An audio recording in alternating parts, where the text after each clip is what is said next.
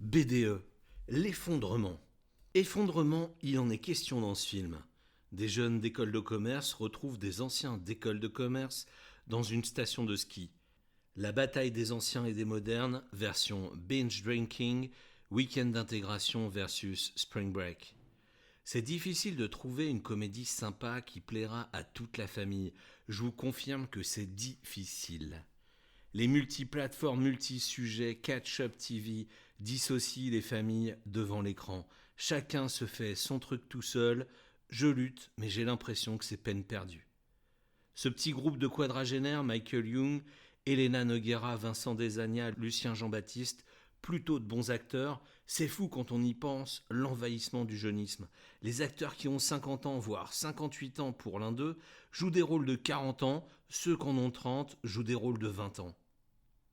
À noter la présence de Pierre Lotin, les Tuches, et de Jean-Luc Couchard qui certes jouent des rôles qu'ils sont habitués à jouer, mais qu'ils jouent très bien. Ils partent tous à Val Thorens pour un week-end de déconnade qui va vite tourner à la défonce et à la débauche de drogue. Je ne me souviens pas d'une telle outrance dans la drogue. En école de commerce, la consommation d'alcool était gigantesque, restons honnêtes. Bon papa ayant prêté sa maison pendant Pâques, Pessah, la famille juive reçoit les cousins Loubavitch d'Israël, le beau-fils profite donc de Pâques pour faire lui aussi son exode dans ce somptueux chalet, le mot est faible, 15 ou 20 millions d'euros, je ne me souviens plus.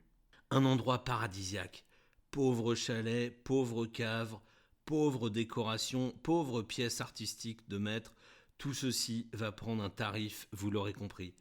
Le Range Rover aussi pour la petite histoire. Au passage, grosse post-production pour arriver à rendre un aspect aussi réel aux dégradations.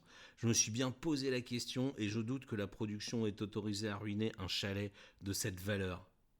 Est-ce qu'on a passé un moment d'évasion? Est-ce qu'on s'est changé les idées? Così così, disent les Italiens. L'ensemble est trop prévisible et c'est bien là le défaut des comédies, la prévisibilité. Et c'est pas un biopic. Je n'ai pas réussi à faire venir ou rester mes ados zappeurs devant la télé. Michael Young n'y est pour rien, quoique.